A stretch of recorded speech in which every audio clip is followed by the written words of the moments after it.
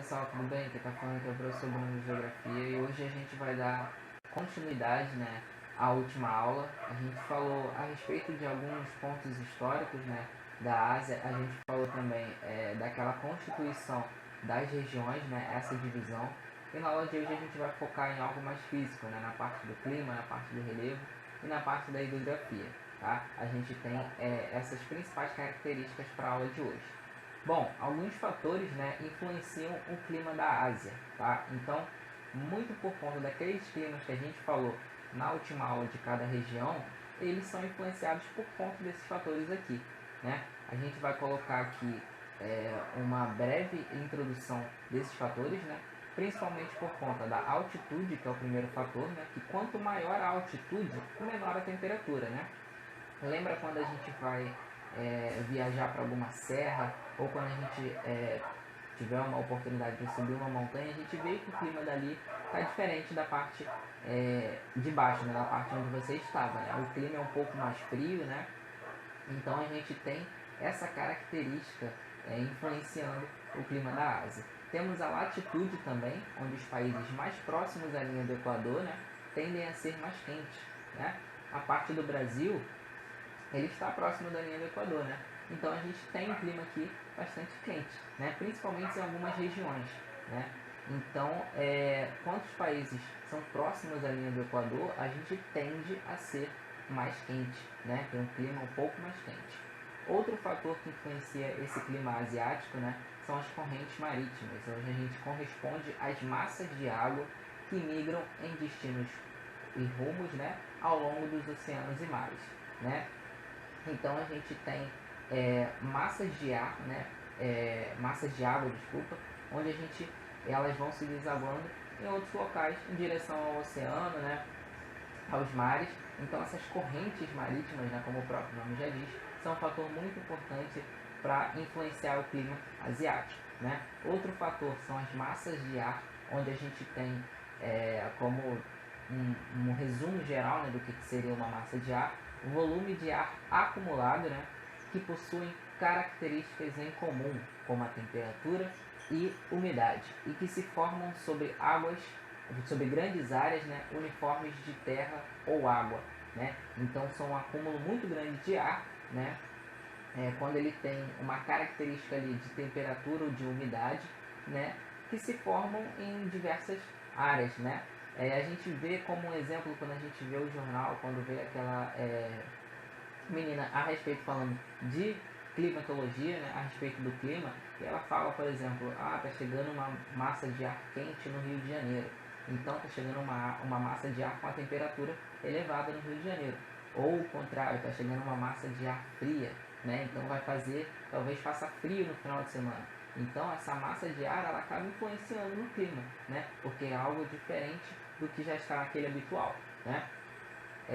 um outro fator, que no caso aí são dois, mas a gente pode falar de uma maneira geral, que é a maritimidade e a continentalidade, tá? Dois pontos muito importantes para a geografia que a gente precisa prestar atenção para não confundir, Coloquei aqui um pequeno resumo, onde áreas no interior do continente apresentam maior amplitude térmica, ou seja, variação de temperatura, e menor umidade, por conta da continentalidade. Então a continentalidade ela faz com que as áreas do interior, na parte de dentro do continente, apresentem uma variação térmica, Então a gente tem uma mudança no clima ali muito repentina, uma variável muito grande, e tem uma menor umidade, então algo mais seco, Já áreas próximas ao litoral possuem influência da maritimidade, com uma menor amplitude térmica, então a gente tem uma variação um pouco menor na temperatura, e essas áreas acabam sendo bem mais úmidas,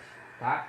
A gente tem outro fator aí, onde a gente consegue enxergar aí nesse mapa a região e cada clima que favorece aquela região, A região ali já puxando para o verde, o Mediterrâneo, temperado, na parte mais vermelha, puxando para o marrom, para o vinho, a gente já tem os climas um pouco mais quentes, E na parte polar, que é a parte ali mais superior, a gente tem um clima mais roxo, puxando para o roxo. Então, são diversas classificações aí e uma variedade muito grande, Quanto ao relevo e à vegetação, né? Grande variação geológica, né? Grandes montanhas e planícies e planaltos, tá? A gente consegue ver que a gente tem uma variação muito grande na geologia da Ásia, né? Principalmente aqui, desse lado aqui, onde a gente tem um mapa da Ásia físico, né? Um mapa físico, onde a gente mostra ali que a parte quanto mais escura, quer dizer que ela está, né, maior, né? Sua altitude é maior. E aqui do outro lado a gente vê um mapa de vegetação, onde a gente tem ali, por exemplo, a savana, né, num amarelinho mais claro, onde a gente puxa para o roxo a tundra, né, e uma vegetação de montanha. Então são diversas características que uma vai interligando a outra, né? O clima influencia no relevo, o relevo acaba influenciando na vegetação, que também é influenciada pelo clima. Então é uma cadeia de fatores ali que fazem com que a gente tenha uma diversidade muito grande. E para fechar, né, a aula de hoje, a gente falando a respeito de hidrografia, né, essa parte da água, digamos assim, né, onde a gente tem grande parte dos rios vindo das cordilheiras do Himalaia, né? Então o Himalaia é muito importante para o continente asiático. E do Planalto de Tibete, né? Com a maioria das águas se desaguando nos oceanos e mares. Então grande parte dessa água que gira em torno do continente asiático, né? Que compõe ali a parte do continente asiático, eles desaguam nos oceanos e mares. Com uma observação aí de um dos rios mais importantes do mundo, digamos assim, né? Que é os rios Tigres e Eufrates, né? Para quem não conhece ou ainda não ouviu falar, de uma maneira geral é um rio muito importante, que tem até na Bíblia, né, que fala a respeito desse rio. É um rio que desenvolveu muitas nações, né? Foi muito importante para o desenvolvimento, né?